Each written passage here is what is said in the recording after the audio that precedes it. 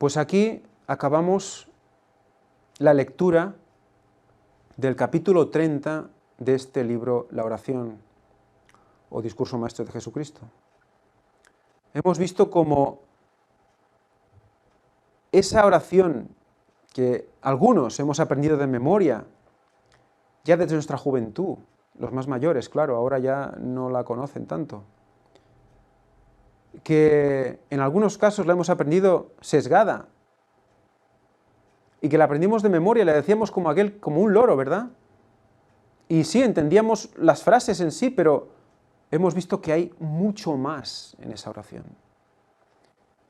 Y como vimos, Elena White nos dijo, ninguna mente humana es capaz, ni será capaz, de determinar toda la profundidad y todo el significado que hay escondido en esta oración.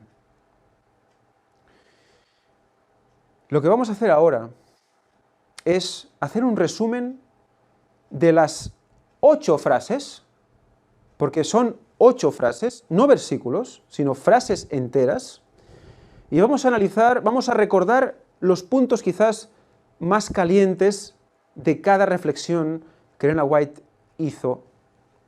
Unos pocos, hay mucho más, pero tendríamos que volver a leerlo todo y no es la cuestión. Los que quieran repasarlo todo lo tienen ya en el vídeo o lo pueden leer en el libro. Pero sí que me gustaría hacer un resumen para ver cómo de profundo ha sido todo y algo más. Algo más que tiene que ver con esto. Los números, las matemáticas de Dios.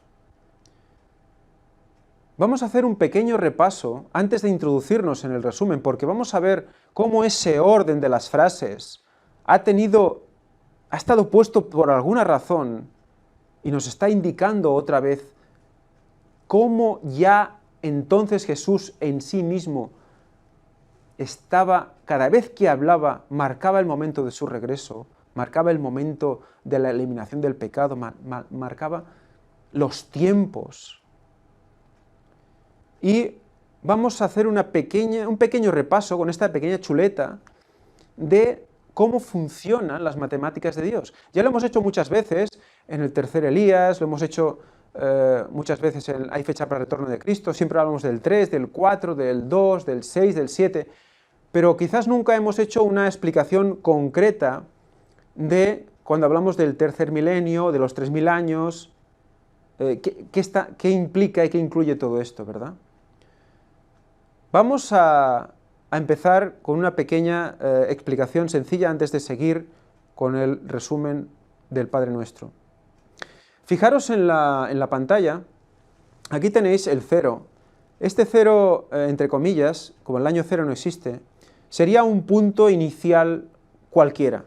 Este punto inicial podría ser la creación, podría ser el año 31, podría ser, cualquier otro punto, ¿no? Pero normalmente contamos a partir de estos puntos, ¿no? De la creación y también de la caída de Adán y también de la muerte de Cristo en el año 31, para poder saber cuándo es su regreso. Entonces, por ejemplo, si este punto 0 inicial fuera el año 31, sabemos que 2000 años después, por lo tanto, tenemos aquí 0, tenemos 1000, 2000 años después sería el 2031. Y este 2000 años después sería el primer año de ¿qué? Si vamos hasta allí, vamos a ver que es el primer año de ¿qué? Del tercer milenio. Por eso el 3 es tan interesante, porque tenemos el tercer milenio que coincide justo con 2000 años después del año 31, suponiendo que esto fuera, el 0 fuera el 31. 31 más 2000, 2031, y sería el tercer milenio desde su muerte, y ahí sería su regreso. Por ejemplo, sabemos también que Cristo vino 4000 años después, nació 4000 años después de la creación. Por lo tanto, supongamos pues que ahora el 0 es la creación, y sumamos 1000, 2000, 3000, 4000 años después. 4.000 años después de la creación, que es que el quinto milenio es el primer año, porque veis es 4.000, 4.001, 4.002, el 4.000 incluido es el primer año del quinto milenio, que incluye del 4.000 al 4.999, igual que el cuarto milenio del 3.000 al 3.999, y así sucesivamente. Fijaros como el primer año del milenio siempre es como un número ordinal menos que el milenio al que representa. Año 2000, primer año del tercer milenio. Como veis, el primer milenio, evidentemente, coge pues, desde el 1 hasta el 999, y así sucesivamente. Otro ejemplo. Sabemos que desde la creación, desde la caída de Adán, son 6.000 años y Cristo vuelve. Pues entonces ponemos en el punto cero inicial la creación y contamos 1.000, 2.000, 3.000, 4.000, 5.000, 6.000. 6.000 años desde la creación, que sería el primer año ¿de qué? Del séptimo milenio. Por eso el 6, que en muchas ocasiones lo hemos asociado con 6.000, y el 7, séptimo milenio, los dos son números utilizados por Dios para mostrarnos ese momento. También sabemos que, ¿qué pasa? Que después de que Cristo viene, hay, ¿qué? 1.000 años en el cielo, ¿verdad? 1.000 años, por lo tanto, del 6.000 al 7.000 respecto de la transgresión de Adán, hemos dicho, sería ese milenio en el cielo, ¿verdad? O sea, todo es todo este milenio de aquí, en el cielo. Y cuando se cumple el año 7.000 respecto de la transgresión, que sería el primer año del octavo milenio, ¿qué pasará aquí? Los impíos mueren quemados en el lago de fuego con Satanás y sus ángeles, en el octavo milenio. O sea que, fijaros cómo es muy interesante, es muy, creo, importante que cuando hablemos de cuarto milenio, quinto milenio, 4.000 años, 5.000 años, sepamos en qué punto estamos para no cometer errores a la hora de expresarnos y no liar tampoco a los que nos están escuchando. Muy bien, pues conocido esto, vamos a, otro ejemplo, por ejemplo, si ponemos como partida el año 31, sabemos que son 1.000, 2.000 años hasta su venida, y luego que son 1.000 años más juzgando, ¿verdad? Por lo tanto, 3.000 años después del año 31 también será el punto en el cual tendremos que el juicio final también. Los impíos serán quemados. Esta vez respecto de ¿qué? Del año 31. O sea que todo este milenio, desde que viene, todo este milenio será en el cielo. Y cuando llegue el 3000 desde el año 31, por lo tanto el 3031, en ese momento tendremos el juicio final de los impíos. O sea que si ahora tenéis la oportunidad y le queréis hacer una foto o tener una captura de pantalla a esta chuleta, nos irá bien para comprender lo que vamos a ir viendo ahora mismo seguidamente. Primero y antes de nada, ¿cómo empezó todo en este capítulo? Vosotros pues oraréis así. Nuestro Salvador dio 2 veces el Padre Nuestro. La primera vez a la multitud, en el Sermón del Monte, y la segunda vez, algunos meses más tarde, a los discípulos solos. Es un concepto que no sabíamos, ¿verdad? Lo estuvimos hablando cuando lo expresamos, pero fijaros, 2 veces. Primero a la multitud y después a los discípulos solos, como recordándoles, reafirmándolos, explicándoles a ellos. Fijaros lo interesante de todo esto. Cuando vino la primera vez el Señor, ¿a quién vino? Vino a morir por toda la humanidad, ¿verdad? Por todos. Y la segunda vez, cuando venga, ¿a quién vendrá a recoger?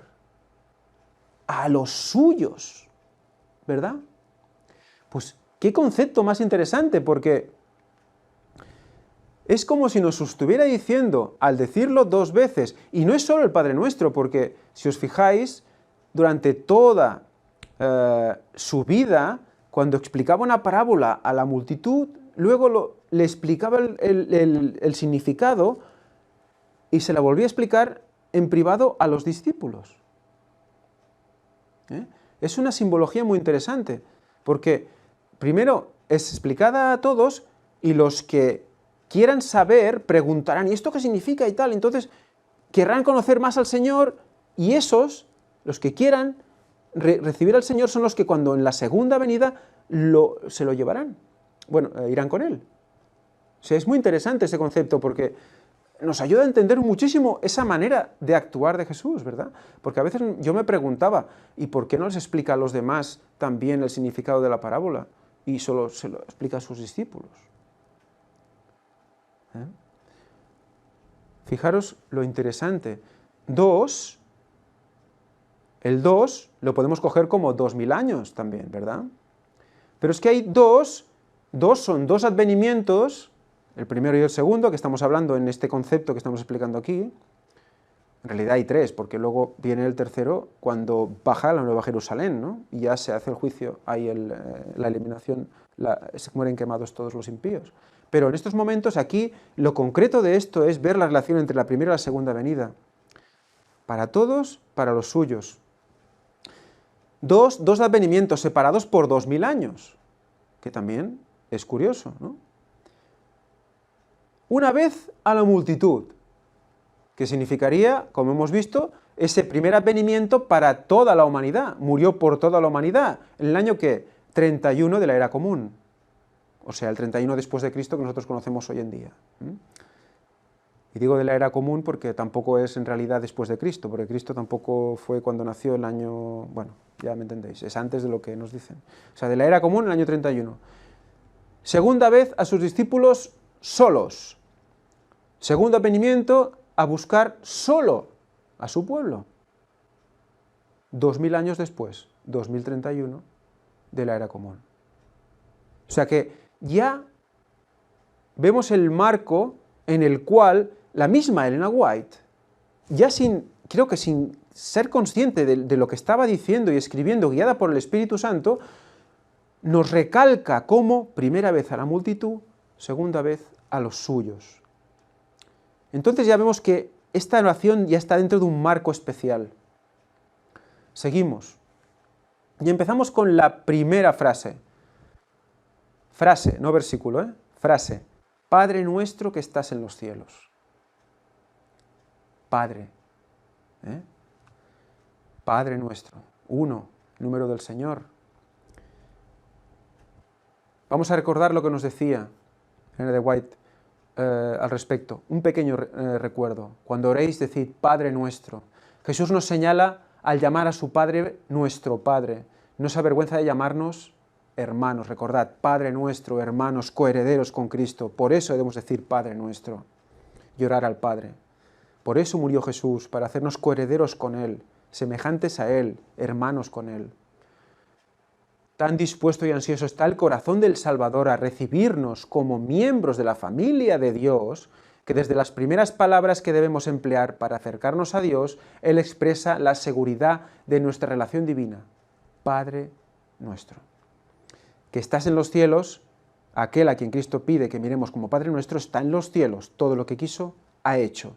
En su custodia podemos descansar seguros diciendo, en el día que temo, yo en ti confío. ¿De acuerdo? Ese es el resumen en la profundidad de la primera fase. Padre nuestro, debemos orar al Padre, por eso debemos orar al Padre, en el nombre de Jesús, pero orar al Padre. ¿Para qué? Porque si decimos Padre somos hijos y Él también es hijo, por lo tanto, es impresionante cómo en su muerte nos pone a su nivel casi, semejantes a Él, bueno, casi no, a su nivel, como hijos, como hermanos. Precioso. Bueno, cubiertos por Él, evidentemente, si no, no podríamos estar ahí. Segunda frase, santificado sea tu nombre. Recordemos, pero santificar el nombre del Señor significa mucho más que esto. Podemos manifestar, como los judíos contemporáneos de Cristo, la mayor reverencia externa hacia Dios y, no obstante, profanar su nombre continuamente.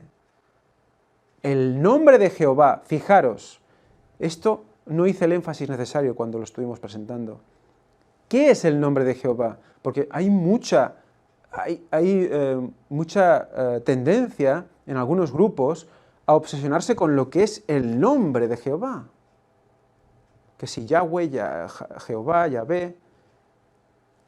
El nombre de Jehová es. El nombre de Jehová es. ¿Qué es el nombre de Jehová? Es fuerte, misericordioso y piadoso, tardo para la ira y grande en misericordia y verdad, que perdona la iniquidad, la rebelión y el pecado. Todo eso representa el nombre de Jehová, porque claro, es que la mente y el espíritu, cuando decimos de su nombre, es el nombre de Jesús en mente y espíritu. Por lo tanto, ese nombre está como arrastrando todas las características de Dios, ¿verdad? Ese es el nombre de Jehová. Se dijo a la iglesia de Cristo, se la llamará Jehová, justicia nuestra. O sea, la iglesia, los que van a recibir el poder del Señor, la guía de Dios, los que van a abrir su corazón en oración, ellos son que Jehová, justicia nuestra. Jehová es nuestra justicia. Somos justificados en Cristo. Es el rasero al que nosotros nos sometemos. Este nombre se da a todo discípulo de Cristo. O sea, esos son los nombres. Este nombre es santificado por los ángeles del cielo y por los habitantes de los mundos sin pecado. Cuando oramos, santificado sea tu nombre, pedimos que lo sea en este mundo y en nosotros mismos. O sea, cuando decimos santificado sea tu nombre, es que nosotros, Jehová, justicia nuestra, que Dios nos ayude ¿a qué? A que no pisemos su nombre en nuestros actos, en nuestra manera de pensar, de ser, de vivir. Santificarlo, elevar su nombre, glorificarle a Él en nuestras vidas. Esa era la segunda frase, santificado sea tu nombre. Y fijaros, la tercera frase, venga tu reino. Tercera frase, venga tu reino. Pero el establecimiento completo del reino de su gloria no se producirá hasta que la segunda venida de Cristo a este mundo. Venga tu reino, que es la tercera frase, está simbolizando la segunda venida de Cristo. El reino y el dominio y la majestad de los reinos debajo del todo el cielo serán dados al pueblo de los santos del Altísimo. Heredarán el reino preparado para ellos desde la fundación del mundo. Daniel 7:27. Cristo asumirá entonces su gran poder y reinará. 3. Venga tu reino. Es que es impresionante. Lo pone en el tercer punto. Tercero, venga tu reino. Por lo tanto, que inicio del tercer milenio, si miráis la chuleta, el tercer milenio, ¿cuándo empieza? En el 2000. 2000 años después de su muerte, o sea, 2000 años después del punto inicial que le ponemos el año 31, 2000 años después, en el tercer milenio desde su muerte, por eso el 3 es tan importante, tan interesante, venga tu reino. Por lo tanto, ¿qué representa? Que viene. Viene en el tercer milenio. ¿Y por qué he puesto 3 también? 3000 años. ¿Qué pasaba 3000 años después de su muerte? 3031. ¿Qué pasaba? Después de ese milenio de paz que empieza en el 2031, que es el milenio de paz, milenio de juicio, bueno, también estaremos en paz, claro. Juicio en el cielo, ese milenio sabático, que representa ese sábado, ¿verdad? Milenial. Cuando acabe eso, entonces es cuando realmente el reino queda totalmente impuesto en la tierra. Se acaba el pecado, ¿no? O sea que el establecimiento completo del reino de su gloria empieza cuando vuelve y realmente se acaba de ratificar cuando todo el pecado queda destruido. Hay una recreación y reina para siempre, ¿verdad? 4. Sea hecha tu voluntad en la tierra como lo es en el cielo. Sea hecha tu voluntad en la tierra como lo es en el cielo. ¿Y qué nos decía Elena White? Sea hecha tu voluntad, como en el cielo, así también en la tierra. Si pide que el reino del mal, se pide que el reino del mal en este mundo termine, que el pecado sea destruido para siempre, y que se establezca el reino de la justicia. Entonces, así como en el cielo, se cumplirá en la tierra todo su bondadoso beneplácito. O sea, ¿qué pasó en el cielo? ¿Qué hizo Dios? Echó a Satanás y sus ángeles. Se acabó el pecado en el cielo. Al orar, sea hecha tu voluntad, como en el cielo, así también en la tierra, ¿qué decimos? Que aquí pase lo mismo. ¿Y cuándo pasará que el pecado sea destruido para siempre? ¿Cuándo pasará? Desde el año 31, si contamos ¿qué? 1000, 2000, 3000, ¿qué hemos dicho? 3031, ¿verdad? 3000 años después de su muerte, que sería el primer año, el principio de ¿qué? Del cuarto milenio. 4. Sea hecha tu voluntad como en el cielo, así también en la tierra. 4. Cuarto milenio, el pecado se ha destruido para siempre. El pecado será destruido para siempre. O sea, fijaros cómo cada orden tiene una connotación interesante y cómo lo que explica Elena de White va en profundidad explicándolo en el orden adecuado. Es muy interesante. Y vamos a ver más, porque dice, sea hecha tu voluntad como en el cielo, así también en la tierra, Mateo 6:10. Pero si vemos el otro texto que pone Juan, en Juan 6:38, que dice, porque he descendido del cielo, no para hacer mi voluntad. ¿Quién habla? Jesús, ¿verdad? Habla Jesús. Dice, no para hacer mi voluntad, sino la voluntad del que me envió. Por lo tanto, cuando Cristo vino, ya, ¿qué hizo? La voluntad de Dios, del Padre. Por lo tanto, ¿qué hacía? La voluntad de Dios en la tierra como lo es en el cielo. O sea que ya cuando Él vino, se estaba cumpliendo esta frase, esta cuarta frase. Pues, ¿cuándo vino Él? ¿Recordáis? Vamos a verlo. El Hijo se encarnó y venció al pecado en la tierra, ¿verdad? Como también fue el pecado vencido en el cielo, ¿cierto? A los 4000, otra vez, años desde la creación, nace y se encarna Jesús. ¿Recordáis que lo hemos visto antes? Si el 0, el inicio es la creación, 1000, 2000, 3000, 4000, 4000 años desde la creación, nace y se encarna Jesús. Pero es que 4000 años desde la entrada del pecado, o sea, 33 años y medio después de la creación, que es cuando peca Adán, Y es cuando Cristo muere, también a los 33 años y medio, que es el año 31, o sea, a los 4000 años desde la entrada del pecado, Cristo inició el proceso por el cual el pecado iba a ser destruido para siempre, que es que morir en la cruz. Todo el plan de redención incluye 3 procesos que Cristo viene a hacer a la tierra en 3 venidas, ¿verdad? Cristo viene y muere por nosotros, vence al pecado, nos da acceso al trono de Dios en oración.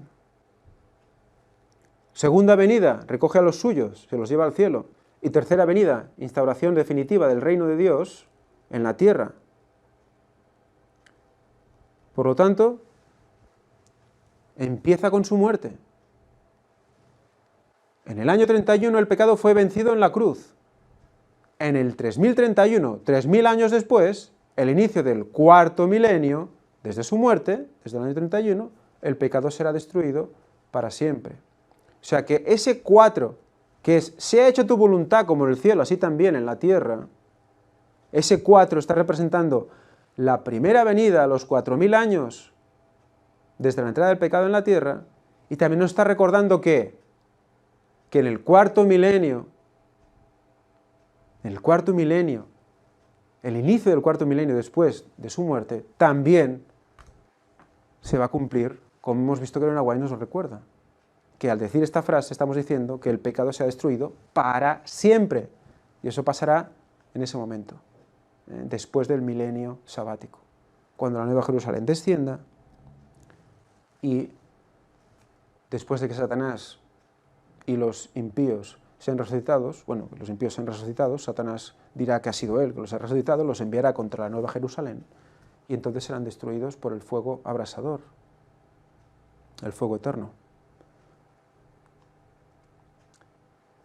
Quinta frase, danos hoy el pan nuestro de cada día, la hemos visto hoy, ¿verdad? Recordemos, si somos de Cristo, todo es nuestro. Es impresionante, ¿verdad?, este concepto, lo hemos visto antes. Por ahora somos como hijos que aún no disfrutan de su herencia. Dios no nos confía nuestro precioso legado, no sea que Satanás nos engañe con sus artificios astutos, como engañó a la primera pareja del Edén. Cristo lo guarda seguro para nosotros fuera del alcance del despojador. Como hijos recibimos día tras día lo que necesitamos para el presente. Dosifica lo que Él tiene para nosotros. Espera cuando estemos preparados para dárnoslo, para que sea realmente utilizado para su gloria. Precioso también. Quinta frase. Sexta frase. Perdonan nuestras deudas, como nosotros también perdonamos a nuestros deudores. Fijaros, ¿qué resaltamos de aquí? El que no perdona suprime el único conducto por el cual puede recibir la misericordia de Dios, ¿recordáis? Y recordemos, perdonar aunque ¿qué? Aunque no confiesen sus faltas. Y eso es el principio de ¿qué? De una unidad real de un pueblo. El perdón entre los hermanos. Ahí empieza la unidad real. Ahí empieza el mismo sentir.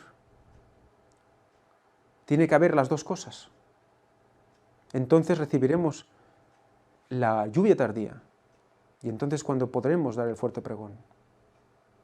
¿Y eso es qué? ¿Previo a qué? A su venida, ¿verdad? Estamos en el 6, recordad. ¿Y llegamos a qué? Al 7. Séptima frase. Y no nos dejes caer en la tentación, sino líbranos del mal. Por supuesto, todas estas significados que estamos mostrando aquí tienen su parte espiritual y su parte más numérica, literal, que ya nos están poniendo en todos los tiempos, que Cristo ya estaba marcando desde que recitó esta oración. Y es muy interesante verlo. No nos dejes caer en tentación, sino líbranos del mal. La tentación es, ¿qué? Incitación al pecado, cosa que no procede de Dios, sino de Satanás, lo hemos leído hace un momento, y del mal que hay en nuestros propios corazones. ¿Qué más dice? Es su gran amor. En su gran amor Dios procura desarrollar en nosotros las gracias preciosas de su Espíritu. Y vuelvo a leer esa preciosa frase impresionante: permite que hallemos obstáculos, persecución y opresiones, pero no como una maldición. No es una maldición de Dios, ¿es una qué? la bendición más grande de nuestra vida. Y aquí es donde quiero introducir el concepto que antes he hablado. Juan 15, 1, 2. Yo soy la vid verdadera, dice el Señor, y mi Padre es el labrador. Todo pámpano que en mí no lleva fruto lo quita, y todo aquel que lleva fruto lo limpia, que aquí quiere decir lo poda. Lo poda para que lleve más fruto. ¿Para qué se poda un árbol o se poda una viña? ¿Para qué se poda? Se poda para que las ramas que están gastando energía de vida del árbol, que el árbol tiene que distribuir la energía entre las diferentes ramas para que puedan sobrevivir también. Pero estas ramas son ramas inservibles, ramas que no ayudan a dar fruto. Entonces, ¿qué hace? Se podan, se quitan, para que las ramas que dan fruto den mejor fruto. Eso es lo que hace el Señor con nosotros. Si nos ponemos en sus manos, ¿qué hace? Nos pule, nos poda. La similitud es brutal, porque todo lo que está consumiendo nuestra energía del mundo, cosas que a las que nos estamos enganchando, nos estamos gastando nuestro tiempo, nuestro dinero, que no son el Evangelio y lo que Dios quiere de nosotros, hace que se pierda, se disipe esta energía, y el fruto que damos, nuestra rama, que tiene que dar un fruto gigante, es pequeñito e insípido. Entonces, ¿qué hace el Señor cuando nos da conciencia de pecado? Va cortando esas ramas que nos unen al mundo, que nos hacen gastar esa energía valiosa para concentrarnos en el fruto. Nuestro espíritu se centrará en el fruto. Es precioso el concepto de la poda, porque entonces veremos que el obstáculo, la persecución y la opresión es podar, es podar. ¿Y eso qué será? ¿Una maldición? ¿Porque nos quitan una rama? No. ¿Será que una bendición, la más grande de nuestra vida? ¿Por qué? Porque al podarnos daremos fruto mayor. Eso tiene que cambiar el concepto de vida, tiene que cambiar nuestra visión de las cosas de una tacada. Y también he recordado aquí Juan 16, 20 al 22, para introducir un concepto que ya veremos, si Dios quiere, en otros temas. Dice, de cierto os digo, que vosotros lloraréis y os lamentaréis, y el mundo se alegrará. Vosotros os entristeceréis, pero vuestra tristeza se convertirá en gozo. La mujer cuando da a luz, fijaros en este concepto, que os quede en el corazón, porque será un concepto muy interesante, del que vamos a sacar mucho. Hay mucho mensaje aquí. Tiene dolor, porque ha llegado su hora, pero después que ha dado a luz un niño, ya no se acuerda de la angustia, por el gozo de que haya nacido un hombre en el mundo, un nuevo hombre.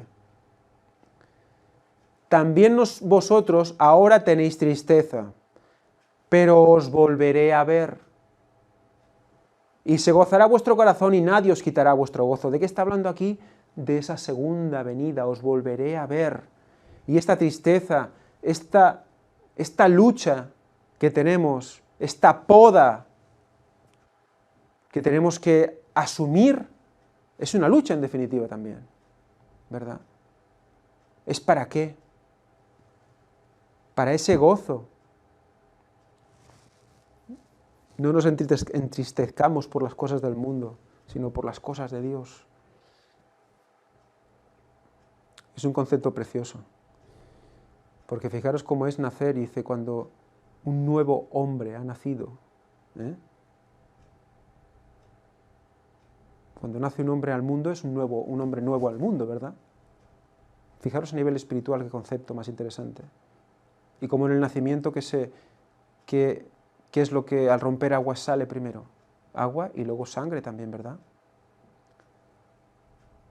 Lo dejo ahí, para que vosotros podáis ir asumiendo conceptos. Pero hablaremos de esto más adelante, si Dios quiere, en otros temas. Y ya, por supuesto, 7. 7 que tenemos. 7º milenio desde la caída de Adán. Viene a por los suyos. ¿Para qué? Librarnos de todo mal, como dice la frase, ¿verdad? Esa 7ª frase. Y luego además ese 7 lo podemos poner en 7.000 años desde la caída de Adán. O sea, cuando se cumple el séptimo milenio sería que el año 6.000. Y cuando acaba ese séptimo milenio, cuando empieza el séptimo milenio es el año 6.000, ¿verdad? Y cuando acaba en el año 6.999 y luego empieza el 7.000, el año 7.000, pues ese 7, que es 7.000, desde la caída de Adán, todo mal es destruido para siempre. O sea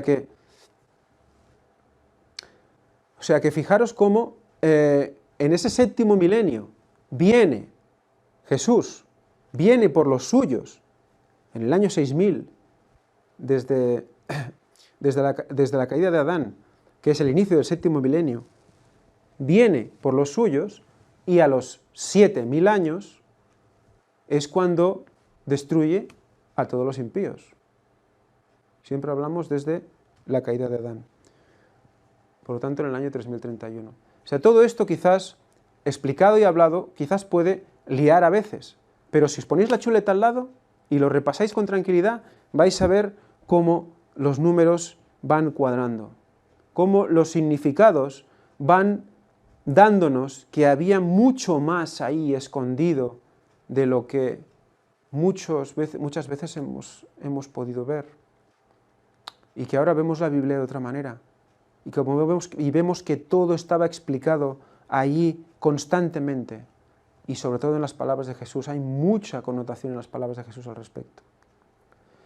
Y por último, la octava frase. Esa frase que yo no recordaba cuando aprendí el Padre Nuestro. Porque tuyo es el reino, el poder y la gloria por todos los siglos. Amén. ¿Por todos los siglos qué es? Por la eternidad, ¿verdad? ¿Qué nos decía Elena White al respecto? Decía, el poder y la gloria pertenecen a aquel cuyos grandes propósitos se irán cumpliendo sin impedimento hasta su consumación. Nada retrasa, nada adelanta, se irán cumpliendo tal cual hasta su consumación. Cuando toque, tocará. Ni retrasos ni adelantos en ese momento. Y recordemos que dijimos también, la ruina de Jerusalén será símbolo de la ruina final que abrumará al mundo. ¿Cuándo fue esa ruina en Jerusalén? 70 de la era común, ya lo hemos dicho antes, ¿no? 70, 7, séptimo milenio, ¿qué implica? Segunda venida de Cristo. Pero es que también ese 7, como hemos visto hace unos segundos, nos lleva ¿qué? Al 7000. ¿Y el 7000 qué es? El principio del octavo milenio. Es el octavo milenio, ese año 7000. Si lo miráis en la chuleta. Por lo tanto, ¿qué? Esa octava frase, que Elena White nos dice que nos hace referencia también a la ruina de Jerusalén, y que esa ruina de Jerusalén nos hace referencia ¿a qué? Al momento final, a la ruina final del mundo. También nos recuerda que esa tercera venida, la segunda venida por el 7 del séptimo milenio y la tercera venida por 7000, el octavo milenio. Por la destrucción de Jerusalén y por la frase número 8. Fijaros qué interesante, como todo está dentro del mismo mensaje. ¿Y qué más significa 8? Lo estuvimos viendo, ¿verdad? Cuando estuvimos hablando de la numerología de Dios. Padre Nuestro presenta al final, ¿qué? 8 frases. 8. 8, octavo milenio. El 8, el conjunto de las 8 frases que nos está diciendo.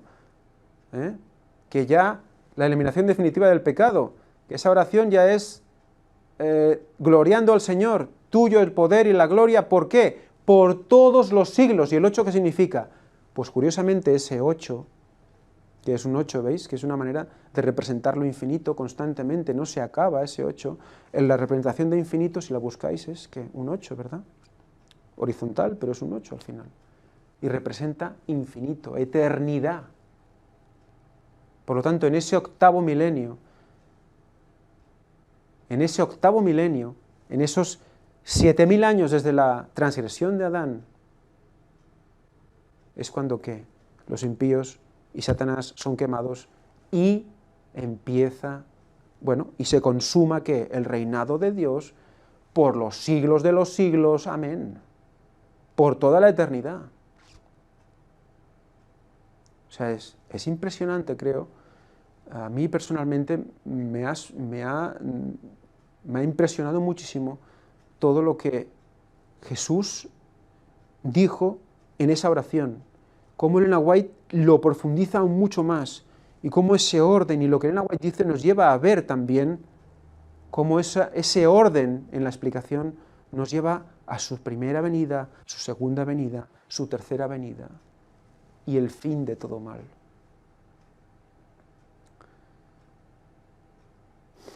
Muy bien, hermanos.